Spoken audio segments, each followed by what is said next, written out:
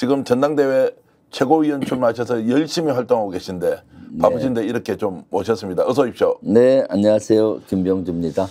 자, 국방 전문가에서 이번에 이제 최고위원으로 이렇게 출마하시고 나서는 이제 국정 전문가로 가시고 민주당이 또 정권 교체의 주역으로 이제 정말로 이제 일신하는데 기여를 하시겠다고 일단 나오셨는데 워낙 지금 뭐 우리나라의 상황이 안 좋기 때문에 주요 현안부터 먼저 질문을 좀 드리겠습니다. 네.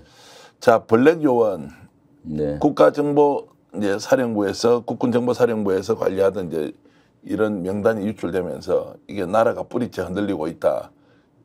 정보 전쟁에서 완전히 이제 패배할 수밖에 없는 상황이다. 이런 것들을 이제 보셨는데 합참부 의장 출신으로서 이런 상황 어떻게 종합적으로 보셨습니까? 네, 지금 정보 참사, 대형 정보 참사라고 할 수가 있죠.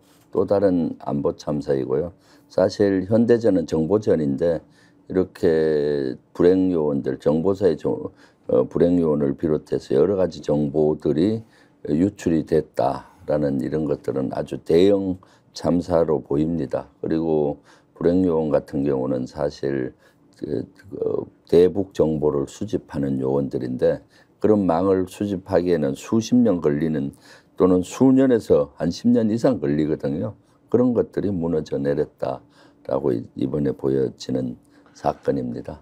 이제 깊이 이렇게 좀 뚫고 들어가 보면 결국 인사 문제 때문에 생긴 것이다 이렇게 보시는 게 맞습니까? 네네. 이번 건은 이번 사건의 본질은 깊게 들어가면 인사 문제인데 일단 본질부터 알 필요가 있는 것 같아요. 본질은 두 가지인데 정보사에서 운영하는 안가가 있습니다. 그것이 그 영외에 있는 사무실 또는 뭐 숙소라고 할 수 있는 그 지역을 민간 연구소 인원들이 사용하게 한 거예요. 여단장이. 그래서 이것을 이제 정보사령관이 그것은 법적으로 문제가 있다라고 제기를 해서 재검토를 시켰는데 그것을 강화된 안으로 갖고 왔어요. 그 요원들에게 무슨 관개토 계획을 하게 하겠다는 식으로 이런 식으로 갖고 왔던 것 같아요. 그러면서 이제 사령관에게 이제 하극상의 모습을 보여줬다. 그러니까 두 가지죠. 하나는 이제 정보사의 안가를 민간 연구에서 쓰게 한 것이 아주 큰 문제입니다. 왜냐하면 안가의 위치라든가 안가에 있는 것 자체가 큰 비밀이거든요. 육군 사성장군 출신인 저도 안가 위치가 어디 있는지 몰라요. 연합사 부사령관 할 때도 정보사의 안가 같은 경우를 운용한다고는 들었는데 어디에 있는지 몇 개소가 있는지 전혀 몰랐는데 그것을 민간 연구소에 쓰게 했다. 물론 그 민간 연구소는 군을 전역한 장군이 주도하는 연구소인데 거기 쓰게 했다 하는 건 큰 문제죠. 왜냐하면 안가 위치가 노출이 되고 그 연구소엔 또 다른 손님들도 올 거 아닙니까 자주. 그러니까 안가로서의 기능이 유명무실해질 수가 있기 때문에 큰 정보의 공백이 난 거고요. 두 번째는 그래서 그런 것들이 문제가 있어서 법적으로 검토해 보니까 정보사령관이 문제가 있으니까 여단장 보고 그것을 재검토하라 했는데 그것은 정보사령관은 이 분야 공작을 잘 모르는 사람이 와서 쓸데없이 간섭한다 뭐 이런 식으로 하극상을 보였던 것 같아요. 그래서 하극상이 문제가 가장 큰 문제인데 지금 언론에서는 마치 맞고소해서 장군들의 전쟁이니 이런 식으로 지금 가는 프레임은 잘못된 것 같고 이것은 명백한 하극상이고 정보기관의 어떤 시설물을 쓴 것은 아주 잘못된 것이다. 그래서 사건의 본질이 지금 왜곡되는 것 같아요. 인사권자는 하극상을 일으킨 사람을 오히려 보호하고 있다거나 이렇게 봐야 됩니까? 어떻습니까? 보호한다고 정확히 할 수는 없지만은 이런 하극상이 벌어지면 신속하게 조사를 해야 되는데 지금 제가 여러 가지 제보를 받기로는 물론 지금 국방부 조사본부에서 조사를 하고 있는 걸로 아는데 좀 미진한 것 같아요. 그런 것들이. 그래서 그런 측면들이 있고요. 그럼 왜 이런 상황이 벌어졌느냐라고 따져 들어가면은 결국은 작년 인사가 잘못된 인사를 하면서부터 이게 커졌다 이렇게 볼 수가 있죠. 그러면 전임 정부가 만들어 놓은 모든 인사는 지금 현재 내가 다 그냥 깨부수고 새롭게 짜야 되겠다. 우리 사람 있느냐 없느냐 찾아서 그냥 심어라, 넣어라. 우리 방식대로 운용해라. 뭐 이렇게 이제 갔다고 우리가 좀 의심을 해도 됩니까? 뭐 그런 측면도 있고요. 지금 여기에서는 슈미트 인간 정보, 네. 인간 사람이 가서 정보를 수집하는 이 부대는 특수 정보라고 해서 군에서 그 평가 그 기능이 따로 있어요. 거기에서는 최종적으로 완스타가 최종 계급이 됩니다. 여단장이. 그 여단장인데 그래서 대령에서 여단장 하면은 임기제 진급이라 해서 2년간 장군 완스타로 있다가 전역을 하는 자리입니다. 2년 동안. 그런데 전임자가 예를 들어 전 여단장이 아직 임기가 1년 남았는데도 불구하고 또 이 인원을 진급을 시켰던 거거든요. 그리고 기수가 한참 앞서는 기수잖아요. 그러니까 정보사령관은 50기면은 그 당시 한 49기 레벨 정도 들어가면 되는데 47기 3년이나 선배를 시킨 거죠. 그런데 그렇게 한 적은 없어요. 사실은 뭔가 하면은 그 특수정보에서는 장군이 딱 한 명 나오고 전역을 해야 한 명을 장군을 시킨데 기존에 아직 1년 임기가 남았는데 또 한 명을 시키고 이 사람 딴 데로 보냈잖아요.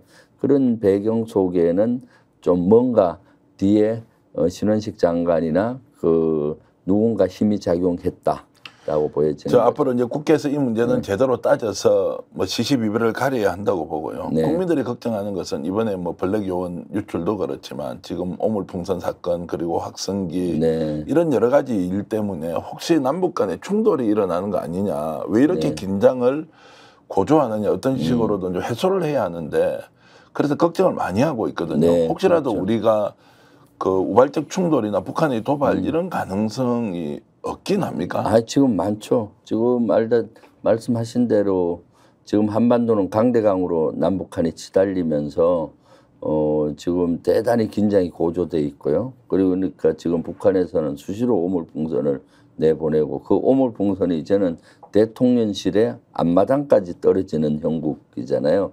그런데도 불구하고 지금 윤석열 정부에서는 속수무책인 거고요. 거기에다가 대래 이제 긴장을 고조시키는 활동을 하고 있잖아요. 대북 확성기를 들어서 북한에 튼다든가.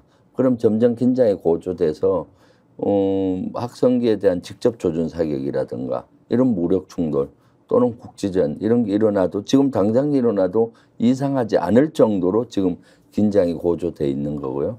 또 한편은 실제 대형 외교 참사가 있었던 것이 우리 언론에서 주목을 좀 많이 못하는 지점이 하나 있는데 북한하고 러시아가 동맹을 맺은 겁니다. 한 달 전에. 네, 예. 그거는 아주 특대형 제가 봤을 때 한 30년 동안 가장 큰 특대형 외교 참사라고 봐요. 네.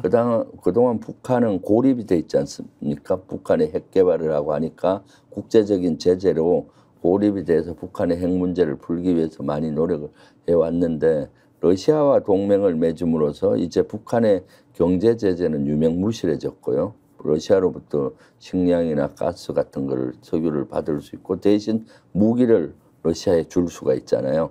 그러니까 지금 북한의 위상이 많이 올라가고 이런 현상들은 앞으로 동북아에도 지대한 영향을 미칠 뿐만 아니라 우리 안보에도 아주 위협이 됩니다. 왜냐하면 북한이 필요한 군사 기술을 러시아로부터 받을 수가 있죠.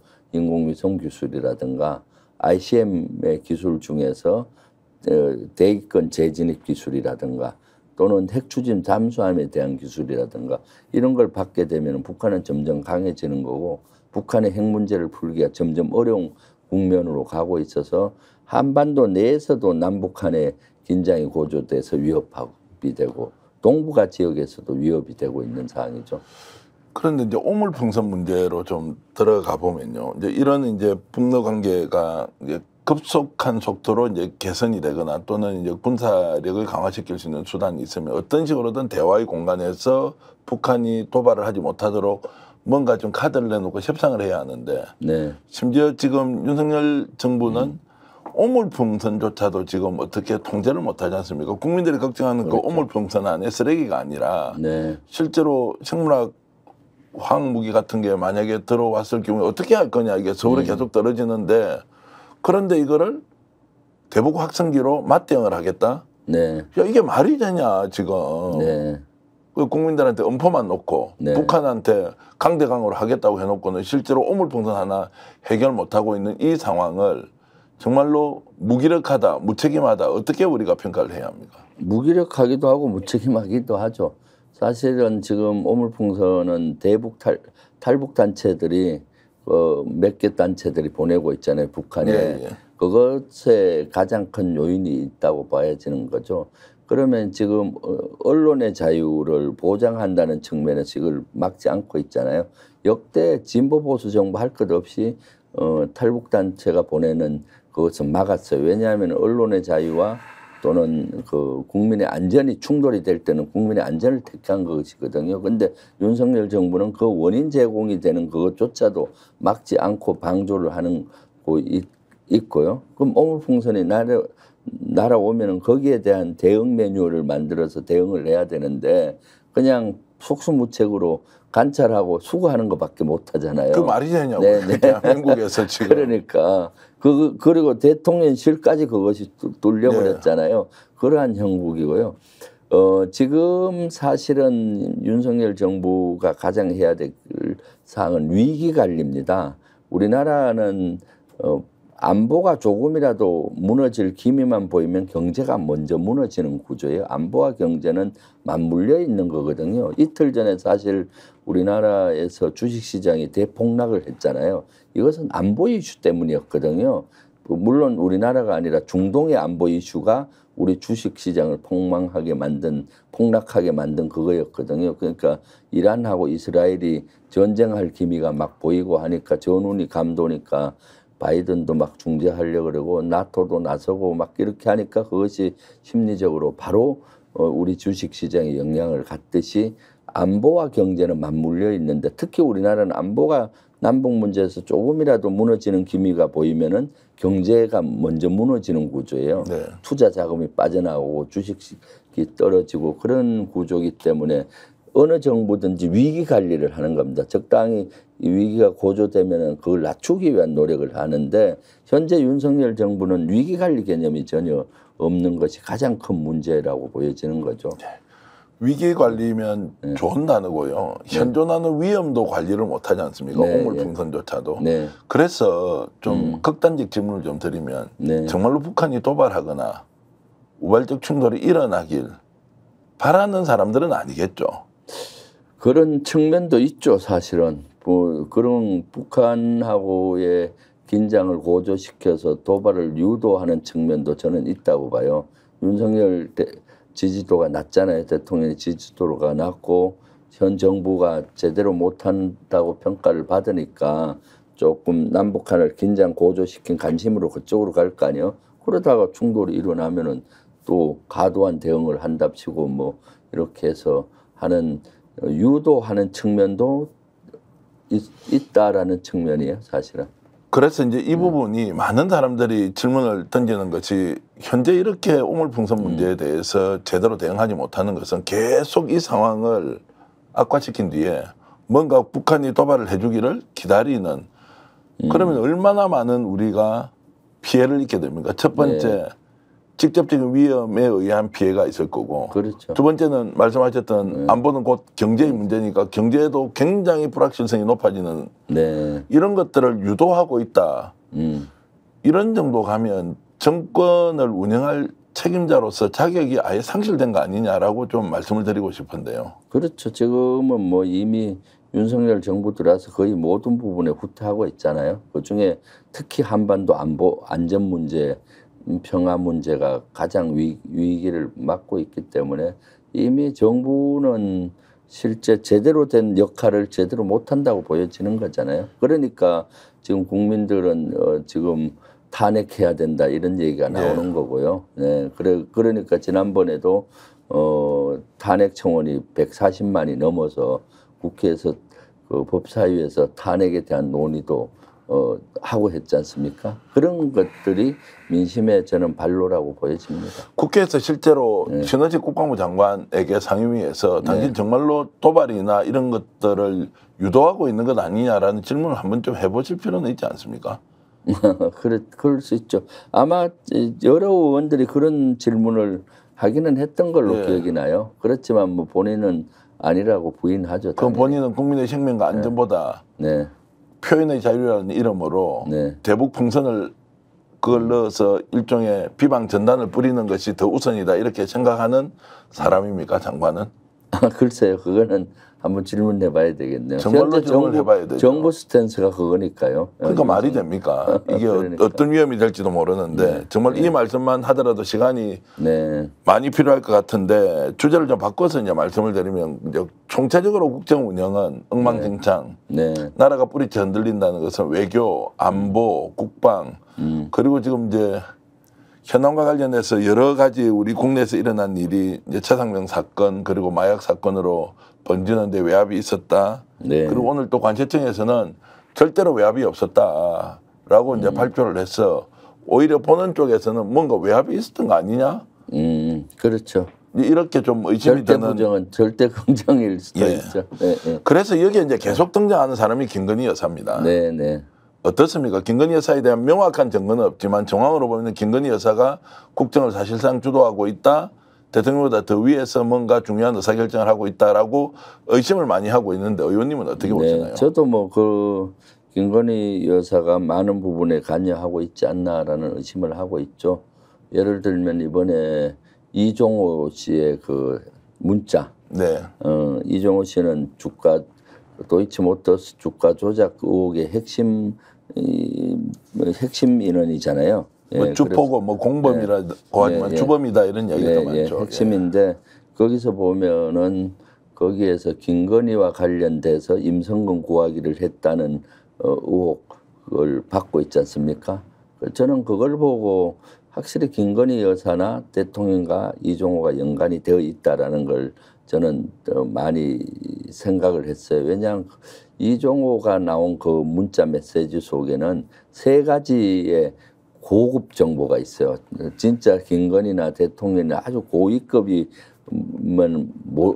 고위급만 알 수 있는 정보가 거기에 나와 있었는데 첫 번째가 그때 그 장관 신원식 장관 전에 이종섭 장관이 교체된다는 거를 2달 전에 이미 예, 예. 알았잖아요. 예. 사실 장관 교체는 한 2달 전쯤 검토를 하고 이제 검토되면 한 달 전부터 이제 한 2달 전부터 인사검증을 시작을 해요.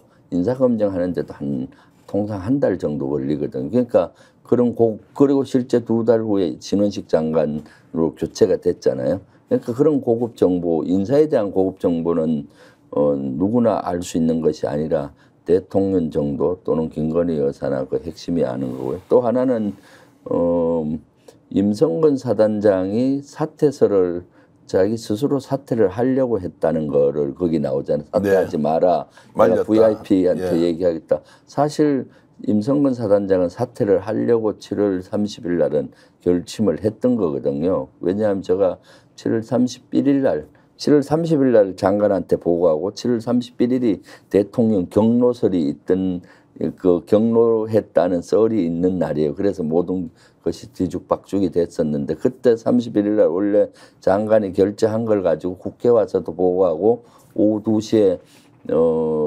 언론에도 브리핑을 하기로 돼 있었어요. 그날 아침에 제가 김계한 해병대 사령관으로부터 전화를 받았었는데 그런 얘기를 들었었거든요.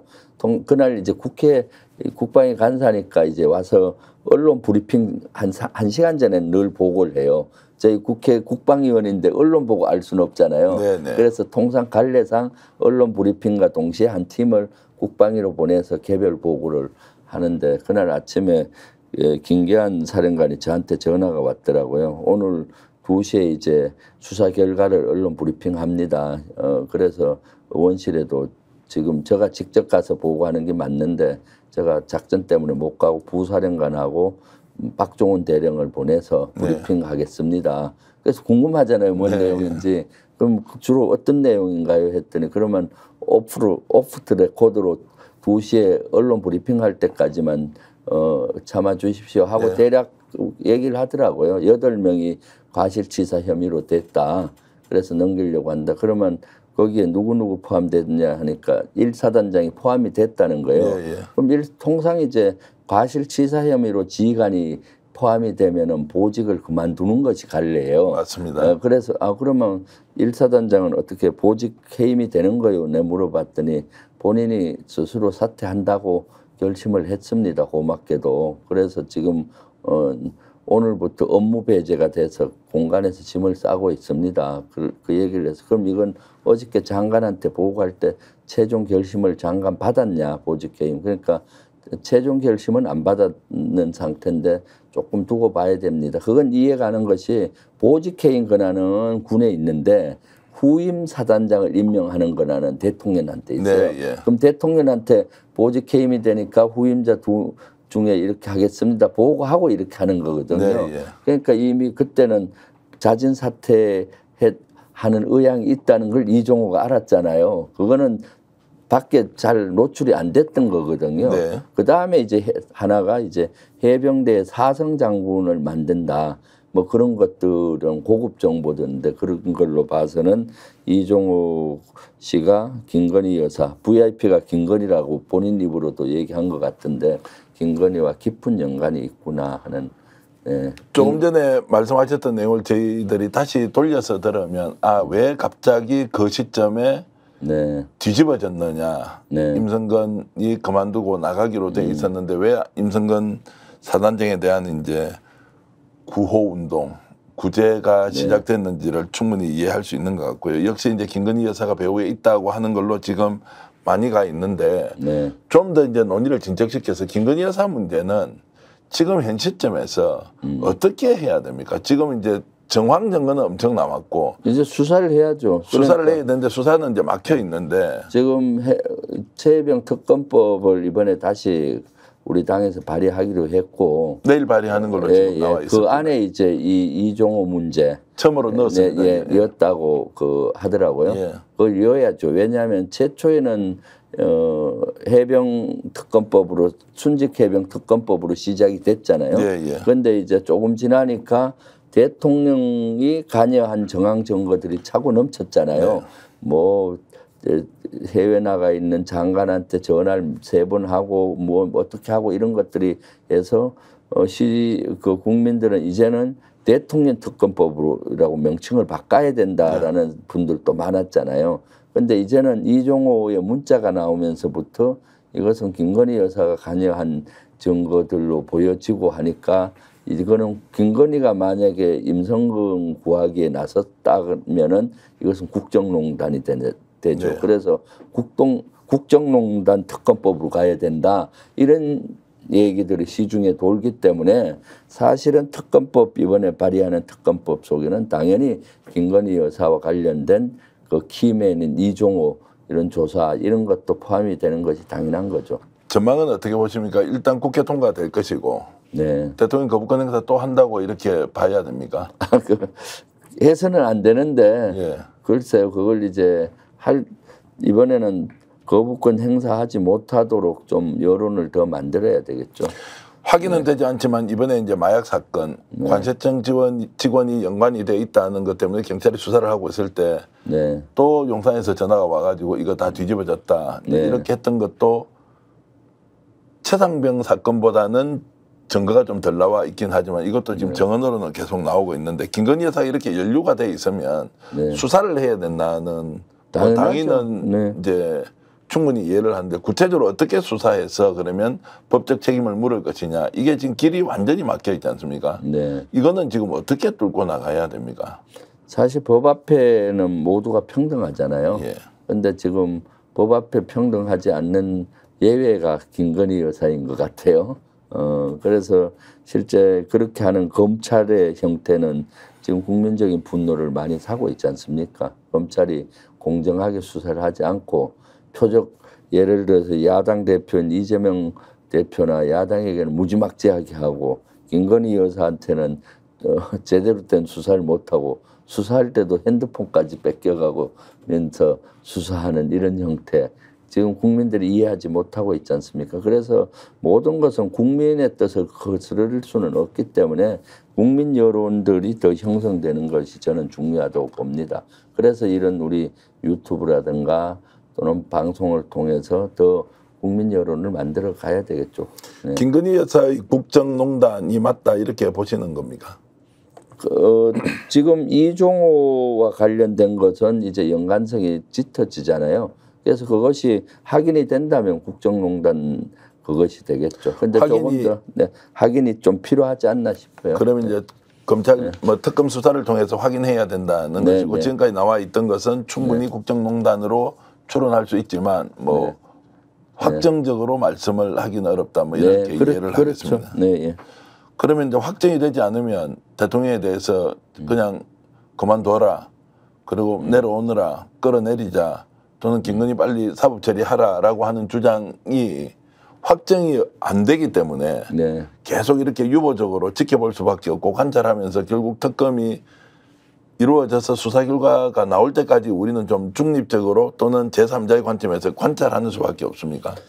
예를 들면 그렇지는 않죠. 예를 들면은 최혜병 특검법과 관련해서는 제가 국방위하고 운영위에서 퍼즐을 80% 정도 좀 맞췄다고 봐요. 계속 1년 내내 운영이 국방위에서 어느 정도 압축이 됐고 지금은 이종호 박정훈 대령 재판을 하면서 또 많이 나왔고 공수처에 나와서 한 80, 90%는 저는 그것이 이 퍼즐이 맞춰졌다고 봐요.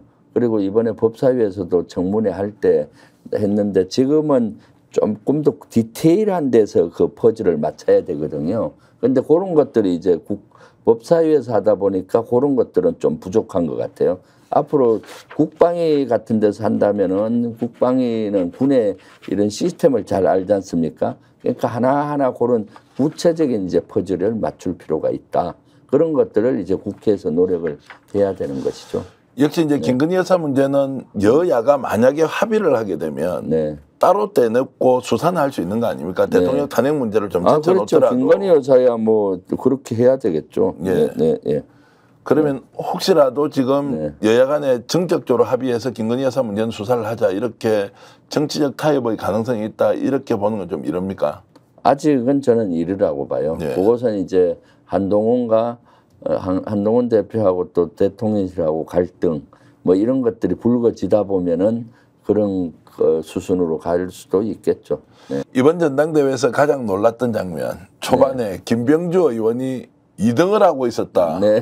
저는 실제로 정봉주 전 의원이 1등 하는 것보다 어떻게 해서 김병주 의원이 전대에서 최고위원 2등을 하지 너무너무 놀랐습니다.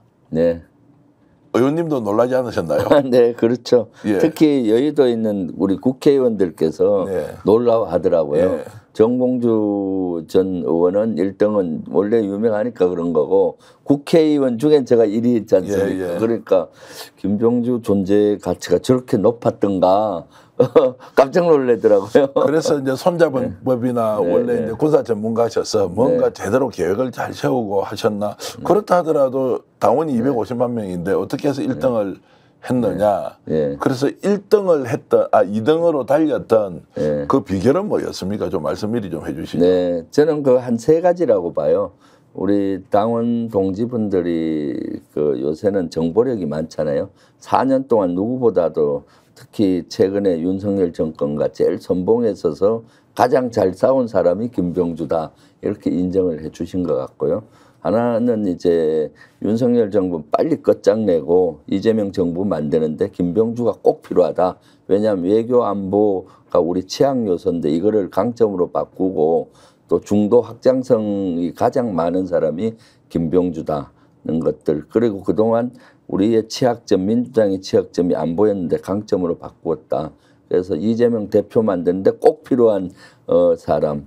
대체 불가. 다른 분들은 대체가 가능한데 분야가 김병준은 대체 불가다라는 게 두 번째 요소였던 것 같고 세 번째는 제가 소통을 열심히 우리 당원 동지분들과 하면서 당원이 주인이 되는 민주당을 만들려고 노력했어요. 예를 들면 요새는 뉴미디어 시대이기 때문에 미디어를 통해서 유튜브라든가 그 페이스북, 인스타 뭐 다양한 이런 SNS를 통해서 소통을 했던 거죠. 예를 들면 유튜브 구독자도 제가 20만이 넘거든요. 깜짝 놀랐습니다. 네. 조회수는 제가 21대에 네. 조회수로는 2위를 300명 중에 국회의원 중에 2위를 했어요. 그 이재명 대표님이 1위를 했고 제가 국민의힘 뭐 안철수 의원이든 이런 분도 조회수는 저를 못 따라왔거든요. 그래서 그런 것들을 우리 당원분들이 권리당원분들이 높이 평가해 주지 않았나 그 평소에 유튜브 활동하시는 거 보면 실제 이제 진솔하게 말씀하시는 것도 있지만 그 유튜버를 이제 좋아하시는 분들하고 끈끈하게 이렇게 좀 동지애적 관계를 만들어가는 것, 또 나라에 대한 정말 걱정과 그리고 또 공감을 통해서 뭔가 대한민국을 더 이렇게 세우고 발전시켜야 한다 이런 부분에 대해서는 확실하게 운영을 잘 하시는 것 같았는데 저는 정치평론가로서 이번에 이제 2등 할 때 역시 민주당이 많이 바뀌고 있구나. 아, 그렇죠. 중도 확장도 필요하고 이제는 안보 전문가가 민주당에서 당당하게 최고위원으로 상위권으로 올라가야 한다는 것은 이제 집권을 위해서 또는 정권 교체를 위해서 상당히 많은 집단 지성들이 발휘되고 있구나 이런 생각을 했습니다. 네, 아주 정확히 보셨습니다. 그렇습니까? 제가 우리 의원들 국회의원들한테는 그 얘기를 해요. 김병주가 최고위원 되는 것이 우리 민주당이 개혁되는 모습을 보여주는 거다. 지금까지 장군 출신이 한 번도 최고위원에 도전한 적도 없었고 최고위원회 최근에 한 20년 동안 들어가 본 적도 없어요. 그래서 저 안보 전문가가 딱 들어가는 것 자체가 최고위원회에 국민의 안정감을 줄 거 아닙니까? 이제 민주당이 수권 정당으로 모습을 보여준다. 김병주가 최고위원회에 들어가는 것 자체가 민주당의 개혁이다. 그렇게 얘기한 적이 있는데 지금 그렇게 말씀을 해 주시네요. 주변에 많은 평론가들이 그렇게 얘기해서 아 이번에 민주당이 바뀌었다는 것은 김병주 최고위원 그리고 상위권 당선이 결국 민주당의 변화를 상징할 것이다 이런 얘기를 했는데 어쨌든 초반까지는 그런 기세로 갔는데 지금 이제 중반에 들어가면서 호남에 한번 이렇게 쭉 돌고 와서는 지금 이제 등수가 좀 빠졌습니다. 그렇죠. 지금 6위라서 벼랑 끝에 서 있습니다. 아주 긴박하고요. 절처절명의 위기이기 때문에 우리 당원분들이 저를 좀 구해내야 될 것 같습니다. 자, 그러면 지금 우리 이제 대전이 남아 있고, 대전, 세종, 서울, 경기, 서울, 경기 남아 있잖아요. 그러면 전체적으로 지금 유권자가 몇 명 정도 비율로 보면 어떻습니까? 비율로 보면 이제 뭐 한 반 정도 했다고 절반 정도 이제 지났고 우리가 120만 정도 되니까 경기도가 27만이고 서울이 20만 좀 넘고요. 세종, 대전이 한 5만 가까이 되거든요. 그래 지금 한 55%는 투표를 했고 나머지 이제 44%가 소위 말하는 수도권에서 마지막에 이제 결전을 치르고 거기에 대한 결정을 하게 되는데 지금 이제 호남에서 좀 뒤처지고 나서는 좀 섭섭하지는 않았습니까? 섭섭한 것보다 처음에는 약간 절망스럽더라고요. 왜냐하면은 아, 호남의 벽이 높구나.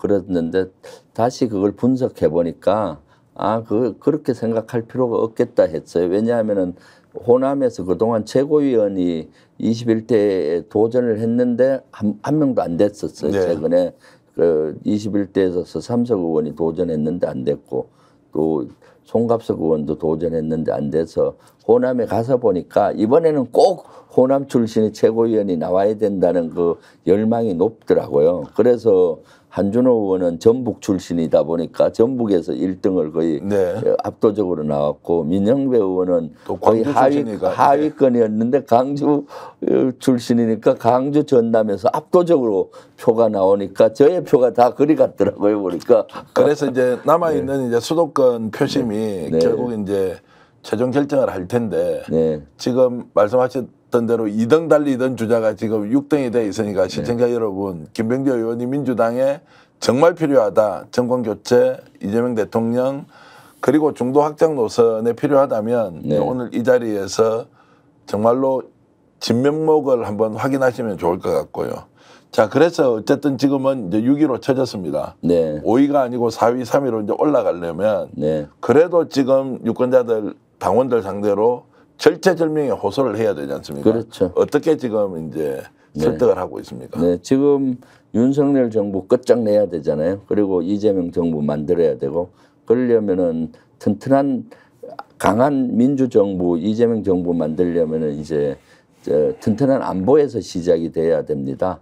왜냐하면 안보가 경제이고 또 평화가 민생이고 또 평화와 민생이 결국은 먹사니즘이기도 하죠. 그래서 김병주가 최고위원회에 들어가야 되는 이유가 거기에 있는 겁니다. 가장 기본이고. 그리고 또 김병주가 들어간다면은 꼭 정권 찾아올 수가 있습니다. 저는 3% 전략을 내세웠는데 우리의 민주당의 지지는 3% 올리고 국민의힘과 윤석열 대통령의 지지는 3% 내리겠다. 그러면 0.7% 때문에 우리가 정권 뺏겼는데 이것을 찾아올 수 있는 거죠. 3% 올리는 전략은 저는 지금까지 충분히 많이 해왔고 앞으로도 할 수 있다고 봐요. 제가 21대 들어오기 전까지는 항상 대선이나 지선이나 총선을 할 때 국민의힘에서 우리를 공격한 것이 안보 분야였어요. 네. 빨갱이 프레임을 하기도 하고 뭐 다 여러 가지로 해서 결정적인 순간에 그 지지도가 낮아졌거든요. 그런데 제가 들어오고부터는 대선이나 총선에서 국민의힘에서 안보로 공격을 못했어요. 오히려 우리가 안보를 공격을 한 거죠. 예를 들면은 대선 때는 윤석열 그 당시 후보를 제가 부동시로 군에 면제받은 거에 대해서 부동시가 아닌데 가짜 서류로 한 것이 아니냐라고 의혹을 제기를 해서 했는데 결국 답은 못 받았잖아요. 그걸 너무 늦게 제시한 것 같아요. 초반에 했으면은 확실히 떨어뜨릴 수 있었을 텐데 예를 들어서 그런 것부터 했고 최근에는 한국과 일본 동맹이란 단어를 국민의힘에서 썼잖아요. 그래서 정신 나간 국민의힘 의원이라고 혼쭐을 냈는데 지금 국민의힘에서는 동맹도 제대로 구분을 못할 정도로 안보에 취약한 구조로 갖고 있는 거죠. 그래서 그러면서 우리가 3% 올리고 상대는 계속 공격을 해서 내리는 전략인데 3% 이상 저는 지금까지도 내렸고 앞으로 내릴 수 있다고 봅니다. 왜냐하면은 허니문이 없었던 유일한 정권이 역대 정권 중에 지금 윤석열 정권으로 봐요. 50% 허니 통상 집권하고 6개월 이내에 60에서 80%까지 지지도가 올라가지 않습니까? 대통령 지지도가. 그런데 윤석열 정권만 50% 선에서 멈췄고 다시 추락을 했습니다. 그걸 제가 길목에 서 있었다고 봐요. 왜냐하면 윤석열 정권 들어와서 첫 번째 한 것이 대통령실을 용산으로 졸속 기증하는 거예요. 그때 제가 제일 선봉에 서서 싸웠습니다. 그때 대통령 당선인이 496억이면 이전비가 충분히 하겠는데 말도 안 된다. 1조 이상 든다 했는데 현실화됐고 기억을 더듬어 보시면은 그리고 또 하늘이 뚫힐 것이다. 그랬는데 여지없이 북한 무인기에 대통령실이 뚫렸고요. 최근에 고무 오물풍선까지 뚫리는 거고 거기는 미군 부대가 옆에 있어서 도감청 염려가 있다. 우리의 일거수일투 대통령실의 일거수일투족이 미국이 알 것이다 했는데 실제 그런 것들이 현실화됐잖아요. 두 번째 그때 추진했던 것이 문재인 정부 죽이기를 했어요. 그걸로 서해 공무원 피격 사건을 가져다가 팩트는 그대로인데 결과를 뒤집어서 막 했을 때 제가 나서서 맞서 싸웠고요. 그러면서 이제 지지도가 추락을 하기 시작한 거예요. 그래서 제가 최고위원이 되면 끊임없이 정신 못 차리게 공격을 해서 지지도를 낮출 수가 있는 거죠. 매우 설득력 있는 말씀이고요. 이게 3%가 아니고 정말 5%, 7%까지 안보에는 오히려 민주당이 더 강하다 이런 것들은 국민들에게 확실하게 좀 각인을 시켜 줄 것 같고 또 말씀 들어보면 굉장히 좀 안전하기도 하고 또 든든하기도 한데 그런데 이제 정권을 교체하는 것도 중요하지만 지금 현재 이 정권에서 안보가 위기고 그리고 국방이 위기고 외교가 위기고 이제 이런 부분들을 해소하려면 끊임없이 그런 내용들을 국민들이 좀 알려야 될 필요도 있지 않습니까? 이런 부분에서는 국회 안에서 어떻게 지금 활동하시려고 생각하십니까? 지금 저는 뭐 지금도 열심히 하고 있고요. 국방위뿐만 아니라 21대에서도 운영위를 3년 동안 하면서 대통령실을 견제하는 역할도 했었고요.